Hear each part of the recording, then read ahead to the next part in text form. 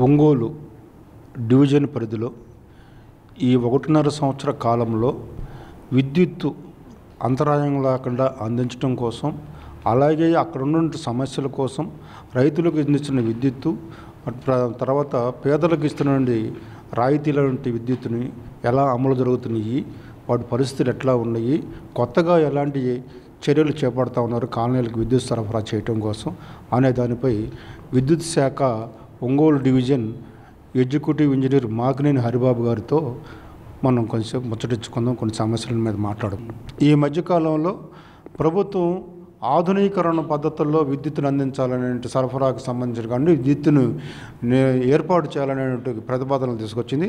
దాంట్లో భాగంగా బ్యూటిఫుల్ ప్రోగ్రామ్ను తీసుకొచ్చారు. దీనికి సంబంధించి మనకి ఒంగోలు డివిజన్ పరిధిలో ఎంత ఖర్చు అవుతుంది, ఏమిటి, ఎన్ని రోజులు మనం ఇప్పుడు పని ప్రారంభమైందా కాలేదా ఏమిటి? నమస్కారం అండి. ఇప్పుడు స్థానిక శాసనసభ్యులు, ఒంగోలు శాసనసభ్యులు దామచర్ల జనార్దన్ రావు సార్ గారు ముఖ్యమంత్రి గారితో మాట్లాడి ఒంగోలు బ్యూటిఫికేషన్ ప్రోగ్రాం జరుగుతుంది. ఈ బ్యూటిఫికేషన్ ప్రోగ్రాంకి విద్యుత్ శాఖ తరఫున సీఎం గారిని రిక్వెస్ట్ చేసి 240 టవర్లు తీసుకొచ్చారు. 240 టవర్ల యొక్క విలువ 10 కోట్లు. ఈ 240 టవర్లు దీన్ని 33 kV lines, 11 kV lines alternative కావాలనే ఉద్దేశంతో వాటికి అనుసంధానం చేస్తూ, బ్యూటిఫికేషన్ ప్రోగ్రాంకి అనుసంధానం చేస్తూ స్థానిక మున్సిపల్ అధికారులతో కోఆర్డినేషన్ చేసుకుంటూ చెయ్యాలి అని చెప్పని ఎమ్మెల్యే గారు కోఆర్డినేషన్ మీటింగ్ పెట్టి ఒకరోజు అందరినీ కూర్చోబెట్టి చెప్పారు. దాని భాగంగా ఇప్పుడు ఒంగోలు బ్యూటిఫికేషన్లో విద్యుత్ శాఖ కూడా భాగం కాబోతుంది. చాలా అద్భుతంగా వస్తుంది. ఒక టవర్ మీద 33 kV line, 11 kV line, LT line 3 వచ్చేటట్టు చేసుకుంటూ ఒకవైపున డ్రైన్ కట్టంగానే డ్రైన్ పక్కన వేసుకుంటూ వెళ్తాం. అది ఏ రూట్లు కవర్ చేస్తామంటే ఇది కూడా ఎమ్మెల్యే గారు కమిషనర్ గారిని, అదేవిధంగా ఒంగోలు కమిషనర్ని, అదేవిధంగా విద్యుత్ శాఖ అధికారులని అందరినీ పిలిచి కోఆర్డినేట్ చేసి కోఆర్డినేషన్ మీటింగ్లో చెప్పినట్టు రూట్ ప్లాన్ ఇది ఎంత అద్భుతంగా రాబోతుందంటే ఒంగోలు ఇప్పుడు సంఘమిత్ర దగ్గర నుంచి సంఘమిత్ర హాస్పిటల్ కానించి వయా ట్రంక్ రోడ్డు మొత్తం వచ్చేసి అద్దంక బస్ స్టాండ్ వరకు వస్తుంది. అద్దంక బస్ స్టాండ్ నుంచి మళ్ళీ Mangamma college bypass, mini bypass, A1 function hall పై దాకా వెళ్తుంది. మళ్ళీ అద్దంక బస్ స్టాండ్ నుంచి ఇటు కర్నూలు రోడ్లో అప్ టు పేర్నమెట్ట వెళ్తుంది. అదేవిధంగా ఇప్పుడు మనకి ఆ ఫ్లైఓవర్ ఉంది కదా, అంజీ రోడ్డు, మన కర్నూలు రోడ్డు ఫ్లైఓవర్ దగ్గర నుంచి వయా మంగమూరు రోడ్డు మీదుగా రాజీవ్ నగర్ మీదుగా అటు వచ్చేసి అక్కడ 4 పోల్ స్ట్రక్చర్ DP ఉంది, అక్కడ దాకా వస్తుంది. అక్కడి నుంచి మళ్ళీ సంఘమిత్రకు వస్తుంది. అదేవిధంగా మంగమూరు రోడ్డు మొత్తం కవర్ అవుతుంది. ఎట్లంటే సాయిబాబా గుడి దగ్గర నుంచి మంగమూరు రోడ్డు బైపాస్ వరకు వస్తుంది. అదేవిధంగా సాయిబాబా గుడి దగ్గర జంక్షన్ దగ్గర నుంచి రంగారాయుడు చెరువు చుట్టూరు వెళ్తూ మళ్ళీ అంజీ రోడ్డు మీదుగా వచ్చేసి మళ్ళీ బైపాస్ని తాకుతుంది. ఈ విధంగా ప్రతి పెద్ద రోడ్డు బ్యూటిఫికేషన్లో ఇవి మొత్తం కూడా కవర్ అవుతాయి. ఇది అద్భుతమైన ప్లాను. ఇది రాబోయేటువంటి 6 నెలల్లో మున్సిపల్ అథారిటీస్ కోఆర్డినేట్ చేసుకుంటూ, మాకు ఇక్కడ కన్స్ట్రక్షన్ వింగ్ ఉంది, వాళ్ళతో కూడా కోఆర్డినేట్ చేసుకుంటూ దీన్ని మొత్తం చేయమని ఎమ్మెల్యే గారు ఆదేశించారు. అదేవిధంగా వీటికి ప్రభుత్వం శాంక్షన్లు కూడా ఇచ్చారు. కాబట్టి ఇది జరిగినప్పుడు ఇంకా ఎక్సలెంట్గా ఉంటుందని ప్రజలకు చెప్పడం జరుగుతుంది. దీనివల్ల ఓన్లీ బ్యూటిఫికేషనే కాదు, ఒక ఫీడర్ నుంచి కరెంటు పోతే ఇంకో ఫీడర్ నుంచి పోతే ఇంకో కరెంటు, లేకపోతే ఒక సబ్స్టేషన్ నుంచి ఇంకో సబ్స్టేషన్కి ఇంటర్లింకింగు అన్నీ కూడా ఈ ప్రోగ్రాంలో ప్లాన్ చేసుకున్నాం. కాబట్టి ఇది this program will become pride program to Ongole town. MLA గారు దీన్ని పట్టుబట్టి మరీ చేయించారు. కాబట్టి దాంట్లో కూడా మేము భాగమవుతున్నందుకు సంతోషంగా ఉంది మాకు. అట్లాగే ఒంగోలు శాసనసభ్యులు దామచర్ల జనార్దన్ రావు గారు ఒంగోలు నగరాన్ని అభివృద్ధి చేసే దిశలో మంచి ప్రయత్నాల్లో ఉన్నారు. దానిలో భాగంగా విద్యుత్తును కూడా మంచి సుందరీకరణంగా ఉండే విధంగా టౌన్లో ఎక్కడ ఎలాంటి అంతరాయం లేకుండా, ప్రజలకు ఇబ్బంది లేకుండా ఉండేందుకు పెద్ద టవర్ లైన్లు ఏర్పాటు చేసి ఆ లైన్ల ద్వారానే అన్ని రకాల విద్యుత్తుని సరఫరా చేసేందుకు ఒక ప్రయత్నం చేసే దాంట్లో ముఖ్యమంత్రి నారా చంద్రబాబు నాయుడు తోటి చర్చించి 10 కోట్ల రూపాయలని ఒంగోలు నగరాన్ని మంజూరు చేయడం జరిగింది. దీన్ని ఒంగోలు నగరపాలక సంస్థ అధికారులు, విద్యుత్ శాఖ అధికారులు కలిసి సమన్వయంతో ఈ ప్లాన్ని రూపొందించి పనులు ప్రారంభించబోతూ ఉన్నారు. ఇవన్నీ కూడా కూటమి ప్రభుత్వం అధికారంలోకి వచ్చిన దగ్గర నుంచి ఒంగోలు డివిజన్ పరిధిలో జరిగిన అభివృద్ధి కార్యక్రమాలుగా మనం చెప్పుకోవచ్చు. సార్, ఒంగోలు మండలం పరిధిలో ఎలాంటి విద్యుత్తును అందించేందుకు చర్యలు తీసుకుంటున్నారు ఏమిటి? సార్, మొట్టమొదట ఒక 1 year క్రితం నుంచి ఒంగోలులో అంతరాయాలు లేనటువంటి విద్యుత్ ఇవ్వాలని చెప్పని ఎక్కడైనా సరే కండక్టర్ సరిగా లేకపోతే కండక్టర్ రీప్లేస్ చేయటం, పోల్స్ కనుక సక్రమంగా లేకుండా ఉన్నట్లయితే వాటిని మార్చడం, అదేవిధంగా లాస్ట్ సమ్మర్లో పోయిన సమ్మర్లో హెవీ లోడ్స్ రికార్డ్ అయినాయి. వాటిని దృష్టిలో పెట్టుకొని మేము డిసెంబర్ జనవరి నుంచే 2024 డిసెంబర్ జనవరి నుంచే నంబర్ ఆఫ్ ట్రాన్స్ఫార్మర్స్ సెలెక్ట్ చేసి ఒంగోలు టౌన్లో, అదేవిధంగా ఒంగోలు రూరల్ మండలం, కొత్తపట్నం, సంతనూతలపాడు, మద్దిపాడు, నాగులుప్పలపాడు, టంగుటూరు ఈ మండలాలన్నిటిలో కూడా అన్ని అడిషనల్ ట్రాన్స్ఫార్మర్స్ పెట్టి లో వోల్టేజ్ లేకుండా చేయగలిగాం. ఇక అంతరాయం లేని విద్యుత్ అని అట్లయితే ఈ ఇదివరకు 33 kV ట్రిప్పింగ్స్ కానీ 11 kV ట్రిప్పింగ్స్ కానీ ఎక్కువగా ఉండేవి. వీటన్నిటిని కూడా ఆ ట్రీ కటింగ్ కానివ్వండి, లూజ్ లైన్స్ కానీ లేకుండా చేసి ఇవన్నీ నివారించడం వలన ఇప్పుడు వర్షం పడ్డా కూడా తొందరగా కరెంటు పోయే పరిస్థితి లేదు. వర్షం గాలి ఉన్నా సరే అంతరాయం లేని విద్యుత్ ఇస్తున్నాం. అయితే సముద్ర తీర ప్రాంతాలకు సంబంధించి ఈ వైరు ఎక్కువగా డ్యామేజ్ అయ్యే పరిస్థితి కనబడుతుంది. అట్లాంటి వాటిలో మనం కొత్తగా విద్యుత్ని వైరుని కానివ్వండి, ట్రాన్స్ఫార్మర్లు కానివ్వండి, ఎన్ని లక్షలు పెట్టి లేకపోతే వీటికి సంబంధించినటువంటి రిపేర్లు కానివ్వండి ఎట్లాంటి చేస్తూ ఉన్నారు? యాక్చువల్గా కోస్టల్ క్యారిడార్ కింద మన డివిజన్లో టంగుటూరు మండలం వస్తుంది, అదేవిధంగా ఒంగోలు రూరల్ మండలం, అదేవిధంగా Kothapatnam, Naguluppalapadu, part of the Maddipadu మండలాలు వస్తాయి. ఇక్కడ జనరల్గా ఏంటంటే కోస్టల్ ఏరియాలో ఉప్పు వల్ల మన గాలిలో ఉన్నటువంటి ఉప్పు తేమ శాతం వలన ఐరన్ మెటీరియల్ అంతా కూడా డ్యామేజ్ అయ్యి, అదేవిధంగా కండక్టర్ కూడా డ్యామేజ్ అవుతూ ఉంటుంది. కాబట్టి కొత్తపట్నంలో ఉన్నటువంటి ఆల్ 11 kV ఫీడర్స్ అన్నీ కూడా కండక్టర్స్ మార్చాం. అదేవిధంగా ఎల్టీ సైడ్ కూడా మొత్తం కండక్టర్ పోల్స్ మార్చి అవన్నీ చేయగలిగాం. ఇంకా కొత్తపట్నంలో అగ్రికల్చర్ ఫీడర్స్ ఉన్నాయి. ఆ అగ్రికల్చర్ ఫీడర్స్ కూడా ఇప్పుడు యుద్ధ ప్రాతిపదికన జరుగుతుంది. కండక్టర్ రిప్లేస్మెంట్ చేస్తాము. అదేవిధంగా షార్ట్ హైట్ పోల్స్ కానీ, క్లియరెన్స్ లేని పోల్స్ కానీ, వెర్టికల్ క్లియరెన్స్ కానీ, హార్జెంటల్ క్లియరెన్స్ కానీ లేనటువంటి పోల్స్ అన్నీ కూడా మారుస్తూ కొత్త లైన్లే ప్రతిపాదించి వేస్తూ ఉన్నాం. అదేవిధంగా టంగుటూరు మండలంలో ఉన్న ఆక్వా ఫీడర్లు అన్నీ కూడా ఇవన్నీ కూడా కోస్టల్ క్యారిడార్ కింద ఒక 6 కోట్ల రూపాయలు విలువైనటువంటి పనుల కోసం శాంక్షన్ ఇవ్వడం జరిగింది. దాంట్లో భాగంగానే మన కొంత ఇంకొక డివిజన్ వాళ్ళు కూడా ఉన్నారు, కందుకూరు డివిజన్ అంటే సింగరాయకొండ ఆ ఏరియా వాళ్ళకు కూడా కవర్ అవుతుంది ఇది. సో మన డివిజన్ పరిధిలో ఉన్నటువంటి ఆక్వా ఫీడర్లు అన్నీ మార్చేసాం ఆల్మోస్ట్. అదేవిధంగా కొన్ని విలేజెస్ తీసుకొని ఆ విలేజెస్లో కూడా చెడిపోయిన కండక్టర్ అంతా తీసేసి కొత్త తీయటం, షార్ట్ హెడ్ పోల్ తీసి పెద్ద పోల్ వేసుకోవటం, ఆల్మోస్ట్ లో వోల్టేజ్ కనుక ఎక్కడైనా కనుక ఉన్నట్లయితే అక్కడ ట్రాన్స్ఫార్మర్లు ప్రపోజ్ చేసి అవి పెట్టడం, అవి ఇంప్రూవ్మెంట్ కింద శాంక్షన్ చేసుకుని అవి పెడతాం. ఈ విధంగా ఆ యొక్క వర్క్ని మా ఇంప్రూవ్మెంట్ వర్క్ని రెంటిని కంబైన్ చేసుకొని కోరిలేట్ చేసుకొని ప్రజలకు లో వోల్టేజ్ లేకుండా, కండక్టర్ తెగిపడేటువంటి విధానం లేకుండా చక్కగా ఉండేటట్టుగా, అదేవిధంగా వెర్టికల్ క్లియరెన్స్ కానీ హార్జెంటల్ క్లియరెన్స్ కానీ బాగా మెయింటైన్ చేస్తే యాక్సిడెంట్స్ తగ్గుతాయి. కాబట్టి దాన్ని కూడా తగు జాగ్రత్తలు తీసుకొని అన్నీ కూడా చేస్తున్నాం కోస్టల్ క్యారిడార్ కింద. నాగులుప్పలపాడు మండలంలో కూడా కొన్ని విలేజ్ చేస్తున్నాం. నాగులుప్పలపాడులో తిమ్మ సముద్రం చేస్తున్నాం ఈ స్కీమ్ కింద. అదేవిధంగా ఇంప్రూవ్మెంట్ స్కీమ్ కింద నిడమానూరు, అదేవిధంగా నిడమానూరు నాగులుప్పలపాడు అయిపోయింది. అదేవిధంగా అమ్మనబురులో కూడా ప్రతి బజారు తిరిగి మరీ చేస్తున్నాము. అంటే మేము ఒకటే ప్రాతిపదికగా పెట్టుకున్నాం. క్లియరెన్స్ లేకుండా వెర్టికల్ క్లియరెన్స్ అంటే భూమి నుంచి తీగలు ఎత్తు ఎంత ఉందనేటువంటిది క్రైటీరియా. కాబట్టి అవి ఈ సిమెంట్ రోడ్లు అవి వేయటం వల్ల హైట్ తగ్గటం వల్ల హెవీ లోడ్స్ కానివ్వండి, కాకపోతే హైట్ లోడ్స్ కానీ వచ్చేటప్పుడు యాక్సిడెంట్స్ అయ్యే ప్రమాదం ఉంది. కాబట్టి వాటన్నిటిని నివారించాలని చెప్పని హైట్ పోల్స్ వేసి అన్నీ కూడా క్లియర్గా చేస్తున్నాం. కోస్టల్ క్యారిడారే కాదు, అదేవిధంగా నూతలపాడు మండలంలో ఉన్నటువంటి కొన్ని విలేజ్ తీసుకున్నాం, మద్దిపాడు మండలంలో ఉన్నటువంటి అన్ని విలేజ్ తీసుకున్నాం. అదేవిధంగా నాగులపల్లిలో కోస్టల్ క్యారిడార్తో మేము కూడా కొన్ని విలేజ్ చేస్తున్నాం. అట్లానే టంగుటూరు మండలం ఇవన్నీ కూడా చేస్తున్నాం.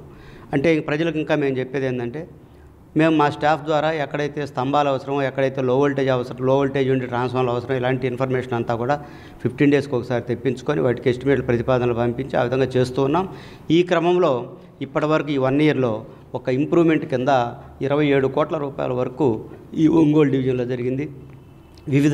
వివిధ ఊర్లలో చేమకుర్తి మండలం కానివ్వండి, సంతనూతలపాడు మండలం కానివ్వండి, వీటన్నిటిలో కూడా మెయిన్ క్లియరెన్స్ కోసం పాత పోల్స్ తీసేయటం, పడిపోయే పోల్స్ ఏమైనా ఉంటే మార్చడం జరుగుతుంది.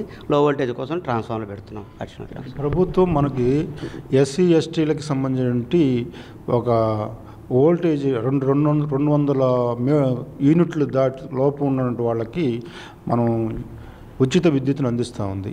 ఈ మధ్యకాలంలో మనం కొత్త సర్వీసులు ఇచ్చామో ప్రభుత్వం నుంచి మన లబ్ధిదారులకు ఎంత ఆదాయం చేకూరుతుంది, మనకి ఎంత నష్టం జరుగుతుంది? మనకి నష్టం అనుకోకూడదులేండి. అది ఎస్సీ ఎస్టీ లబ్ధిదారులకు 200 యూనిట్ల వరకు ఖచ్చితంగా వాళ్ళకి ఉచిత విద్యుత్ ప్రభుత్వం ఇస్తుంది. ఈ క్రమంలో ఒక్కో నెలకు వచ్చేసి దగ్గరలో ₹1 కోటి వాళ్ళ బిల్లు వస్తుంది. ఈ ₹1 కోటి బిల్లు కూడా ప్రభుత్వమే భరిస్తూ దాన్ని సబ్సిడీ రూపంలో ఆ అమౌంట్ని వచ్చేసి కార్పొరేషన్కు జమ చేస్తున్నారు. కాబట్టి వాళ్ళు ఎస్సీ ఎస్టీలకు ఇచ్చేటువంటి ప్రోత్సాహకాలు ఎటువంటి అనుమానం లేదు. 200 యూనిట్స్ ఉన్నటువంటి ప్రతి వాళ్ళకు కూడా ఫ్రీనే. 200 దాటినట్లయితే ఖచ్చితంగా వినియోగదారుడు తన కరెంటు బిల్లు తను కట్టుకోవాల్సింది. తర్వాత రాష్ట్ర ప్రభుత్వం అధికారంలోకి వచ్చిన తర్వాత క్వాలిటీ విద్యుత్తుని అందిస్తున్నామని చెబుతున్నారు. ఎలాంటి విద్యుత్తు, ఎట్లా, ఏమిటి? సార్, క్వాలిటీ విద్యుత్ అంటే నెంబర్ 1 అంతరాయం లేని విద్యుత్. అంతరాయం లేని విద్యుత్ ఇవ్వడం కోసం, ఫెడర్ ట్రిప్పింగ్స్ని మినిమైజ్ చేయడం కోసం స్టాఫ్, ఇంజనీర్లు అందరం కోఆర్డినేట్ చేసుకొని సిన్సియర్గా క్రమశిక్షణతో ఖచ్చితత్వంతో పనిచేస్తున్నాం. కాబట్టి ఇంటరప్షన్స్ తగ్గించగలిగాం ఈ 1 ఇయర్లో. అంతరాయాలు లేవు కాబట్టి క్వాలిటీ సప్లై వస్తుంది. క్వాలిటీ సప్లైలో ఇంకొక భాగం ఏంటంటే అంతరాయం లేకుండా ఉండాలి. అదేవిధంగా విద్యుత్తును సరైన వోల్టేజ్లో మనం వినియోగదారుడికి సప్లై చేయాలి. సరైన వోల్టేజ్ అంటే ఫేస్ టు ఫేస్ చూసుకున్నప్పుడు 440 వోల్ట్స్ ఉండాలి. 440 వోల్ట్స్ కనుక లేకుండా ఉన్నట్లయితే, ఎక్కడైనా సరే లో వోల్టేజ్ ప్యాకెట్స్ ఉన్నట్లయితే 15 రోజులకు ఒకసారి స్టాఫ్ మీటింగ్ కూడా జరుపుతున్నాం. ప్రతి స్టాఫ్ను కూడా ప్రతి ఊర్లో ప్రతి ప్యాకెట్కి వెళ్ళి ఎక్కడైతే లో వోల్టేజ్ కనుక కనపడినట్లయితే వెంటనే అక్కడ అడిషనల్ ట్రాన్స్ఫార్మర్స్ ప్రపోజ్ చేసి పెడుతున్నాం. దీంట్లో బడ్జెట్ ప్రాబ్లం లేదు. మా సిఎండి గారు కానివ్వండి, రాష్ట్ర ప్రభుత్వం కానివ్వండి, బడ్జెట్ ప్రాబ్లం ఏం లేదు. బడ్జెట్ ప్రాబ్లం ఏం లేదు కాబట్టి 27 కోట్ల రూపాయలు ఈ డివిజన్లో ఎంతవరకు ఖర్చు పెట్టామంటే ఓన్లీ అడిషనల్ ట్రాన్స్ఫార్మర్స్కు పోల్స్కే పెట్టామంటే మీరు అర్థం చేసుకోవచ్చు. కాబట్టి క్వాలిటీ సప్లై ఈ రెంటి వల్లనే జరుగుతుంది. అంతరాయం లేని విద్యుత్తు, సరైన వోల్టేజ్తో విద్యుత్తు, అదేవిధంగా ప్రమాదాలు లేనటువంటి విద్యుత్తుని ఇవ్వాలి. ప్రమాదాలు నివారించడం కోసం కూడా మేము షార్ట్ హైట్ పోల్స్ అన్ని తీసేసి హైట్ పెట్టేసి ప్రాపర్ క్లియరెన్స్ మెయింటైన్ చేస్తున్నాం. ఇంకా ఎవరికైనా ప్రజలకు గనక అసౌకర్యం ఉన్నట్లయితే, లో వోల్టేజ్ సమస్య కనుక గమనించినట్లయితే, మీరు మా దృష్టికి కనుక తీసుకొచ్చినట్లయితే ఖచ్చితంగా ఆ సమస్యను పరిష్కరించడానికి మేము ముందుంటామని మీ ద్వారా తెలియజేస్తున్నాం. అట్లాగే కేంద్ర ప్రభుత్వం ఇప్పుడు కొత్తగా సోలార్ సిస్టాన్ని తీసుకొచ్చింది.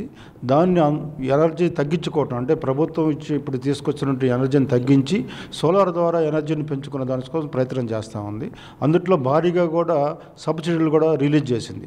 అందులో ఒంగోలు డివిజన్ పరిధిలో ఎంత శాతం మనం పనిచేసాం, ఎట్లా, ఏమిటి, ఎన్ని యూనిట్లు పెట్టగలిగాం? సార్, ఇప్పుడు ఈ ప్రోగ్రాం వచ్చేసి పిఎం సూర్య గారి ప్రోగ్రాం. దీంట్లో సోలార్ ప్యానల్స్ వినియోగదారులు వాళ్ళ రూఫ్ టాప్ మీద పెట్టుకొని వాళ్ళే సూర్యరశ్మి ద్వారా విద్యుత్తును తయారు చేసి వాళ్ళు వాడుకోవచ్చు. దీంట్లో ఉన్న లాభాలు ఏంటంటే, ఒక 3 కిలోవాట్ కనుక మనం అప్లై చేసినట్లయితే ఒక 2 లక్షల రూపాయలు రమారమి ఖర్చు అవుతుంది. 78,000 రూపాయలు స్ట్రైట్గా గవర్నమెంట్ సబ్సిడీ ఇస్తుంది. ఆ ఇన్స్టలేషన్ అయిపోయిన తర్వాత 1 వీక్ లోపల వాళ్ళ అకౌంట్లో డైరెక్ట్గా సబ్సిడీ 78,000 పడుతుంది. ఇప్పటివరకు పెట్టుకున్న వినియోగదారులైనా మనం అడగచ్చు, వాళ్ళు క్లియర్గా చెప్తారు. దీనివల్ల ఎంత ఉపయోగం అంటే, పర్యావరణ హితం, బొగ్గు ద్వారానో లేదంటే ఇంకొక ఇంధనం ద్వారానో తయారు చేసే విద్యుత్తులో కాలుష్యం ఉంటుంది. ఇక్కడ పర్యావరణ హితమైనటువంటి విద్యుత్తును తయారు చేస్తాం. మనం జాతికి మంచి చేసిన వాళ్ళం అవుతాం. అదేవిధంగా ప్రభుత్వ సంస్థలకు మంచి చేసిన వాళ్ళం అవుతాం. అదేవిధంగా ఇది ఎంత ఉపయోగం అంటే, ఫర్ ఎగ్జాంపుల్ ఒక కన్జ్యూమర్ వచ్చేసి 200 యూనిట్ల కంటే ఎక్కువ వాడేటువంటి ప్రతి కన్జ్యూమర్ కూడా 2 కిలోవాట్లు, 1 కిలోవాట్ 140 యూనిట్లు వాడేటువంటి వాళ్ళు 1 కిలోవాట్, 200 యూనిట్లు వాడేటువంటి వాళ్ళు 2 కిలోవాట్లు, సరమారమి 200 కంటే ఎక్కువ వాడేవాళ్ళు 3 కిలోవాట్లకు పోతే మీకు ఖచ్చితమైనటువంటి న్యాయం జరుగుతుంది. ఈ యూనిట్ల వలన మనం ₹5, ₹6 లెక్కన కట్టే యూనిట్ని మల్టిప్లై చేసినట్లయితే మీకే అర్థమవుతుంది. 300 యూనిట్లు అంటే 300 ఇంటూ ₹7 వేసినట్లయితే ₹2,000 కరెంటు బిల్ వస్తుంది. అదే 3 కిలోవాట్లు కనుక పెట్టుకున్నట్లయితే ఆ ₹2,000 0 యూనిట్స్కి మనకు కరెంటు బిల్ వస్తుంది. సో ఎన్ని యూనిట్లు అయితే మనం జనరేట్ చేస్తామో అన్ని యూనిట్లు మనకు ఫ్రీగా వస్తుంది, వాడుకోవచ్చు. అదేవిధంగా మనం జనరేట్ చేసినటువంటి యూనిట్స్ కనుక ఎక్కువ ఉన్నట్లయితే వాడుకున్న దానికంటే ఆ ఎక్సెస్ యూనిట్స్ డిపార్ట్మెంట్ తీసుకుంటుంది. దానికి ₹2.09 వాళ్ళ యొక్క అకౌంట్లో ప్రతి నెల జమ చేస్తుంది. అదేవిధంగా ఈ పిఎం సూర్య గారి ప్రోగ్రాం మొదలుపెట్టిన దగ్గర నుంచి ఒంగోలు సర్కిల్లో 2400 కనెక్షన్లు ఇప్పటి వరకు కనుక సోలరైజ్ అయినట్లయితే, సింక్రనైజ్ అయినట్లయితే దాంట్లో కేవలం ఒంగోలు డివిజన్ నుంచే 1200 సర్వీసులు మనం ఇవ్వగలిగాం. అంటే మొత్తం జిల్లాలో ఉన్నటువంటి సగభాగం పిఎం సూర్య గారి ప్రోగ్రెస్ని ఒంగోలు డివిజన్లో మనం ఇవ్వగలిగాం. ఇదే పందా కొనసాగిస్తాం. అవేర్నెస్ పబ్లిక్లో రావాలి. అవేర్నెస్ వచ్చి పిఎం సూర్య గారి పథకం కింద సోలార్ ప్యానల్స్ ప్రతి వాళ్ళు అబోవ్ 150 యూనిట్స్ దాటినటువంటి ప్రతి వాళ్ళు పెట్టుకున్నట్లయితే ఖచ్చితంగా ఇది లాభం. దీనికి పొమ్మని మీ ద్వారా ప్రజలకు తెలియజేస్తున్నాం. మూడోది, ఇప్పుడు ప్రమాదాలు జరిగినప్పుడు ఇప్పుడు స్తంభాలు వరగటం కానివ్వండి, లేకుండా వైరు ఊరు తర్వాత దిగిపోవటం కానివ్వండి, ఇట్లాంటి వాటి వల్ల కూడా ప్రమాదాలు జరుగుతూ ఉన్నాయి. ఆ ప్రమాదాలు నివారించినందుకు ఉంటారు, లేకుంటే దానికి సంబంధించిన కాల్ సెంటర్ ఏమన్నా ఏర్పాటు చేసి దానికి సమాచారం ఇచ్చే అవకాశం ఉందా? సార్ ఇప్పుడు కాల్ సెంటర్ ఉంది సార్. మన డివిజన్ ఆఫీస్లో కూడా ఒక కాల్ సెంటర్ ఉంది.